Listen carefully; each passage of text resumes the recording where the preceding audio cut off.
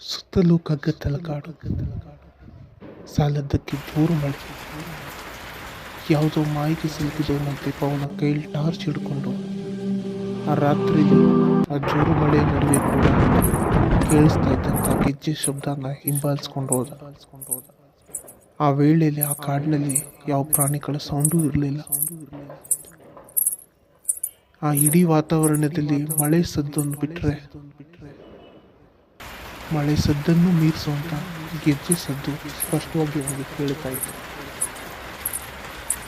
ನಿಧಾನವಾಗಿ ಇಡುತ್ತಿದ್ದ ಗೆಜ್ಜೆ ಶಬ್ದ ಒಮ್ಮೆಲೆ ಜೋರಾಗ್ತಾ ಬಂತು.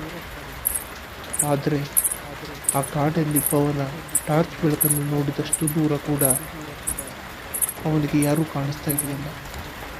ಈಗ ಇದ್ದಕ್ಕಿದ್ದಂಗೆ ಗೆಜ್ಜೆ ಶಬ್ದ ಜಾಸ್ತಿ ಆಯಿತು.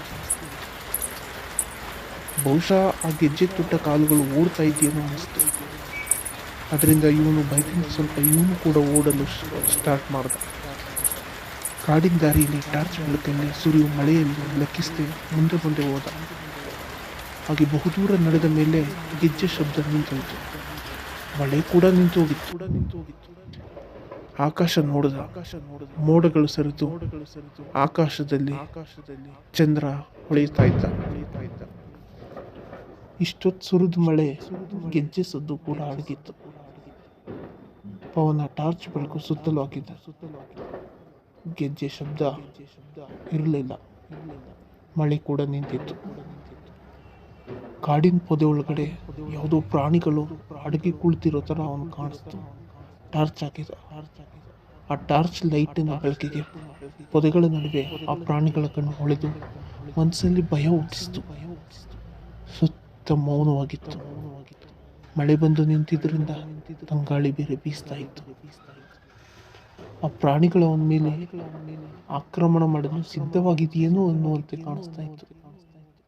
ಅದರಿಂದ ಪವನ ಸ್ವಲ್ಪ ಭಯದಿಂದ ಸ್ವಲ್ಪ ಮುಂದೆ ಬಂದ. ಅಲ್ಲಿ ಅವನ ಕಾಲಿಗೆ ಏನೋ ತಗಲಿತು. ಹಿಂದೆ ತಿರುಗಿ ನೋಡ್ದ. ಅದೊಂದು ನೇಮ್ ಬೋರ್ಡ್. ಅಸ್ಪಷ್ಟವಾಗಿ ಏನೋ ಬರೆದಿತ್ತು. ಅದರ ಮೇಲೆ ಮೆತ್ತಿದ್ದ ಧೂಳು ಮಳೆಯ ರಭಸಕ್ಕೆ ತೊಳೆದು ಹೋಗಿ ಅಸ್ಪಷ್ಟ ಅಕ್ಷರಗಳು ಆ ನಾಮಫಲಕದ ಮೇಲೆ ಕಂಡಿತು. ಪವನ ಅದರ ಬಳಿ ಹೋದ. ನಾಮಫಲಕದ ಮೇಲೆ ಟಾರ್ಚ್ ಹಾಕಿದ. ಈಗ ಸ್ಪಷ್ಟವಲ್ಲದೆ ಇದ್ರೂ ಓದೋ ಮಟ್ಟಿಗೆ ಅಕ್ಷರಗಳು ಕಂಡು ಪವನ ಹೆಸರನ್ನು ಓದಿದ. ಕುಲ್ದಾರ.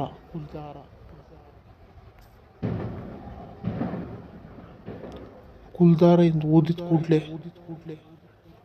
ಇಡೀ ಕಾಡೆ ಕಂಪಿಸೋ ರೀತಿ ಅನುಭವ ಆಯಿತು. ಪ್ರಾಣಿಗಳ ಚೀರಾಟ ಕೂಡ ಹೆಚ್ಚಿಗೆ ಆಯಿತು. ಪೊದೆಗಳ ಒಳಗಿಂದ ಪವನ ಕಡೆ ನೋಡುತ್ತಿದ್ದಂಥ ಪ್ರಾಣಿಗಳು ಈಗ ಅಲ್ಲಿಂದ ನಾಪತ್ತೆಯಾಗಿದ್ದು ಕೆಲವು ನಿಮಿಷಗಳ ನಂತರ ಮತ್ತೆ ನಿಶ್ಶಬ್ದವಾಗಿ ಹೋಯಿತು. ಪವನ ತನ್ನ ಗಡಿಯಾರನ ನೋಡಿದ. ಟೈಮ್ 11:50 ಆಗೋಗಿತ್ತು. ಅದನ್ನ ನೋಡಿದವನು ಅಯ್ಯೋ, ಈ ಗೆಜ್ಜೆ ಸದ್ದಿನ ವ್ಯಾಮೋಹದಲ್ಲಿ ನಾನು ಎಲ್ಲಿ ಬಂದ್ಬಿಟ್ಟೆ, ಅದು ಈ ತಡರಾತ್ರಿಯಲ್ಲಿ ವಾಪಸ್ ಹೋಗ್ಬೇಕು ಅಂತ ಹಿಂದೆ ತಿರುಗಿ ಸ್ವಲ್ಪ ದೂರ ನಡೆದ.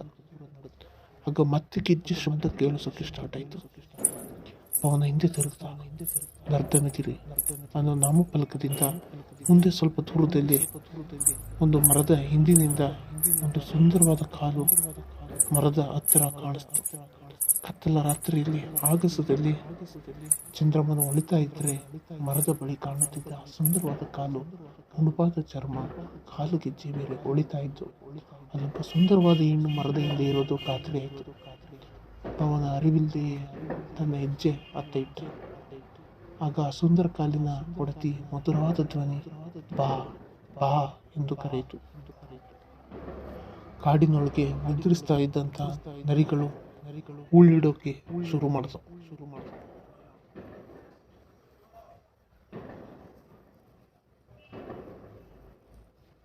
ಪವನ ಮುಂದೆ ಹೊರಟ.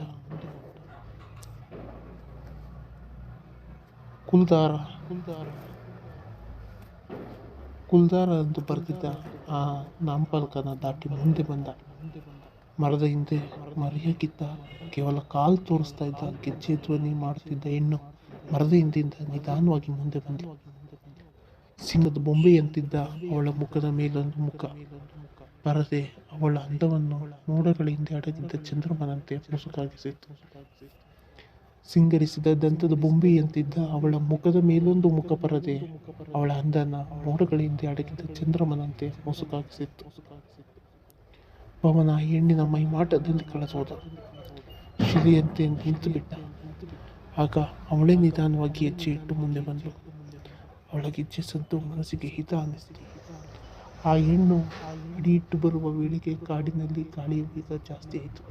ಆ ಗಾಳಿಗೆ ಅವಳ ಮುಖದ ಪರದೆ ಹಾರಿತು. ಅದ್ಭುತ ಸೌಂದರ್ಯ ಅವಳ ಮುಖದಲ್ಲಿ ಹೊಳೆದಿತ್ತು. ಅವಳು ಆಗಸ್ತ ಕಡೆ ನೋಡಿದಳು.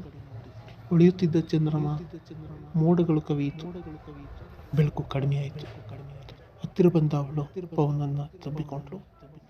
ಅವಳ ಮಧುರ ಲಿಂಗನದ ಸವಿಯನ್ನು ಸವಿಯುವಾಗಲೇ ಆ ನೀರು ಮೌನವನ್ನು ಸೀಳುವಂತೆ ಕಿರುಚಿದ ಪವನ. ಅಪ್ಪಿಕೊಂಡ ಸುಂದರಿ ಕೈ ಉಗುರುಗಳು ಅವನ ಬೆನ್ನಿನ ಮೇಲೆ ಇಳಿದಿತ್ತು. ಅವಳ ಬಾಯಿಯಿಂದ ಮೂಡಿದ ಕೋರೆ ಹಲ್ಲುಗಳು ಅವನ ಭುಜವನ್ನು ಕಚ್ಚಿತು. ಅವಳ ಆಲಿಂಗನ ಹೆಬ್ಬಾವು ಸುತ್ತಿಕೊಂಡಂತೆ ಉಸಿರು ಕಟ್ಟುವಂತಾಗಿ ಅವನು ಅವಳಿಂದ ಬಿಡಿಸಿಕೊಳ್ಳಲು ಪ್ರಯತ್ನಿಸಿದ. ಆದರೆ ಆಗಲಿಲ್ಲ. ಸಾವು ಸನ್ನಿಹಿತವಾಯಿತೆಂದೇ ಅವನು ಅಂದುಕೊಳ್ಳುವಾಗಲೇ ಯಾರೋ ಟಾರ್ಚ್ ಲೈಟ್ ಹಾಕಿದರು. ಪವನ ಎಂದು ಕರೆದ. ಅವನು ತನ್ನ ಬಲವನ್ನೆಲ್ಲ ಪ್ರಯೋಗಿಸಿ ತನ್ನನ್ನು ಒಪ್ಪುಗೆಯಲ್ಲಿ ಬಂಧಿಸಿದ್ದವಳನ್ನು ನೂಕಿದ. ಅವಳು ಹಿಂದೆ ಸರಿದಳು. ಪವನ ಅವಳ ಬಂಧನದಿಂದ ಹೊರಬಂದ. ಆದರೆ ನೂಕಿದ ರಭಸಕ್ಕೆ ಅವನು ಕೆಳಗೆ ಬಿದ್ದ. ಬೆನ್ನ ಮೇಲೆ ರಕ್ತ ಹರಿಯುತ್ತಿತ್ತು. ನೋವಿನಿಂದ ನರಳಿದ ಅವನು ಹಿಂದೆ ತಿರುಗಿ ತನ್ನನ್ನು ಕೂಗಿದ. ಆ ಧ್ವನಿಯತ್ತ ನೋಡಿದ. ಟಾರ್ಚ್ ಹಿಡಿದ ಆ ಹೆಣ್ಣಿನ ಮುಖ ಅವನಿಗೆ ಕಾಣಿಸಲಿಲ್ಲ. ಆದರೆ ಅವಳು ಬೇಗ ಈ ಕಡೆ ಓಡಿ ಬಾ ಎಂದಳು. ಪವನ ಮೇಲೆ ಏಳಲು ಯತ್ನಿಸಿದ. ಅವನ ಮುಂದೆ ಇದ್ದ ಹೆಣ್ಣು ಗಾಳಿಯಲ್ಲಿ ಮೇಲೇರಿದಳು. ಮೋಡಗಳು ಸರಿದು ಚಂದ್ರ ಮತ್ತೆ ಕಂಡ. ಆ ಬೆಳಕಲ್ಲಿ ದೂರದಲ್ಲಿ ಇವನನ್ನು ಕರೆದವರು ಹಾಕಿದ್ದ ಟಾರ್ಚ್ ಬೆಳಕಲ್ಲಿ ಈಗ ಗಾಳಿಯಲ್ಲಿ ಏರಿದವಳು ಕಾಣುತ್ತಿದ್ದಳು. ಅಪೂರ್ವ ಸೌಂದರ್ಯದಿಂದ ಹೊಳೆದ ಆ ಸುಂದರಿಯ ಕರಾಳ ರೂಪದ ಅನಾವರಣ ಅವನ ಕಣ್ಣು ಮುಂದೆ ಆಗಿತ್ತು. ಸುಕ್ಕುಗಟ್ಟಿದ ದೇಹ, ಅದರ ಮೇಲೆ ಹಾಕಿದ್ದ ಅಲಂಕಾರಿಕ ವಸ್ತುಗಳಿಂದ ಅವಳು ಮತ್ತು ಕುರೂಪವಾಗಿ ಕಾಣ್ತಾ ಇದ್ದ ಟಾರ್ಚ್ ಹಿಡಿದ ಹೆಣ್ಣಿನ ಜೊತೆ ಈಗ ಇನ್ನೊಂದೆರಡು ಧ್ವನಿಗಳ ಜೊತೆ ಸೇರಿ ಬೇಗ ಇತ್ತ ಓಡಿ ಬಾ ಎಂದು ಪವನ ಎದ್ದೇಳಲು ಪ್ರಯತ್ನಿಸಿದ. ಆ ವೇಳೆಗೆ ಗಾಳಿಯಲ್ಲಿ ನುಗ್ಗಿ ಬಂದಳು ಆ ಕರಾಳ ಸೌಂದರ್ಯವತಿ ಇವನತ್ತ. ಅವಳ ಸೊಟ್ಟ ಮುಖ, ಅವಳ ಕೋರೆ ಹಲ್ಲಿಗೆ ಅಂಟಿದ್ದ ರಕ್ತ, ಚೂಪಾದ ಹಲ್ಲುಗಳನ್ನು ನೋಡಿ ಪವನ ಹೃದಯ ಬಡಿತ ನಿಲ್ಲುವುದೊಂದೇ ಬಾಕಿ. ಪವನ ಭಯದಿಂದ ನಡುಗಿ ಹೋದ. ಕದಲಲು ಆಗಲಿಲ್ಲ. ಅವಳು ತನ್ನ ಕೈ ಮುಂದೆ ಚಾಚಿದಳು. ಕೈ ಬೆರಳುಗಳ ಉಗುರುಗಳು ಕತ್ತಿಯ ಹಲಗಿನಂತೆ ಚೂಪಾಗಿದ್ದವು. ಅವನ ಎದೆಯ ಮೇಲೆ ಚುಚ್ಚಿದಳು. ಅವನ ಕಿರ್ಚಿದ. ಎದೆಯ ಭಾಗದಿಂದ ರಕ್ತ ಚಿಮ್ಮಿತು. ಆ ನೋವಿಗೆ ಅವನು ಬಿದ್ದ ಜಾಗದಲ್ಲೇ ನರಳಾಡಲು ಆರಂಭಿಸಿದ. ಆ ವಿಲಕ್ಷಣ ಹೆಣ್ಣು ಅವನ ನರಳಾಟ ನೋಡಿ ನಕ್ಕಳು. ಅವನ ರಕ್ತ ಅಂಟಿದ್ದ ಉಗುರುಗಳನ್ನು ನೋಡಿದ್ದಳು. ಅವಳ ಬಾಯಿಂದ ನಾಲಿಗೆ ಉದ್ದವಾಗಿ ಬೆಳೆದು ಹೊರಗೆ ಬಂದು ಆ ರಕ್ತವನ್ನು ನೆಕ್ಕಿ ಬಾಯೊಳಗೆ ಹೋಯಿತು. ಟಾರ್ಚ್ ಹಿಡಿದವರು ಅವನ ಬೇಗ ಹೇಗಾದರೂ ಮಾಡಿ ಕುಲ್ದಾರ ನಮ್ಮ ಫಲಕವನ್ನು ದಾಟಿ ಇತ್ತ ಬಾ ಎಂದು ಕರೆದರು. ಆದರೆ ಅವನ ಕೈಯಲ್ಲಿ ಅದು ಸಾಧ್ಯವಾಗುತ್ತಿರಲಿಲ್ಲ. ಹೇಗೋ ನೋವಿನಿಂದ ನರಳುತ್ತಿದ್ದ ಪವನ್ ಹೇಗೋ ಪ್ರಯತ್ನಪಟ್ಟು ಮೇಲೆ ಎದ್ದು ಅವನ ರಕ್ತ ಸವಿಯಲ್ಲಿ ಮೈಮರೆತಿದ್ದ ಆ ಮಾಯವಿನಿಂದ ದೂರ ಓಡಿ ಬಂದ. ನಮ್ಮ ಫಲಕವನ್ನು ದಾಟಿದರೆ ಸಾಕೆಂದು ಬಂದವನು ಈಗ ಈ ಫಲಕಕ್ಕಿಂತ 2 ಹೆಜ್ಜೆ ಅಂತರದಲ್ಲಿ ಇದ್ದ. ಮನಸ್ಸಿಗೆ ಧೈರ್ಯ ಬಂದು ಒಂದು ಹೆಜ್ಜೆ ಇಟ್ಟಿದ್ದಾಯಿತು. ಇನ್ನೊಂದು ಹೆಜ್ಜೆ ಕಾಲು ಎತ್ತಿದ. ಆದರೆ ಅವನ ಪಾದ ನೆಲ ಮುಟ್ಟುವ ಮೊದಲೇ ಆ ರಾಕ್ಷಸಿ ಕೈ ಉದ್ದವಾಗಿ ಬೆಳೆದು ಬಂದು ಅವನನ್ನು ಬಂಧಿಸಿ ಮತ್ತೆ ಹಿಂದೆ ಎಳೆಯಿತು. ಗಾಳಿಯಲ್ಲಿ ಹಿಂದೆ ಹಾರಿ ಹೋದ ಅವನು ಮತ್ತೆ ಅವಳ ಮುಂದೆ ಬಿದ್ದ.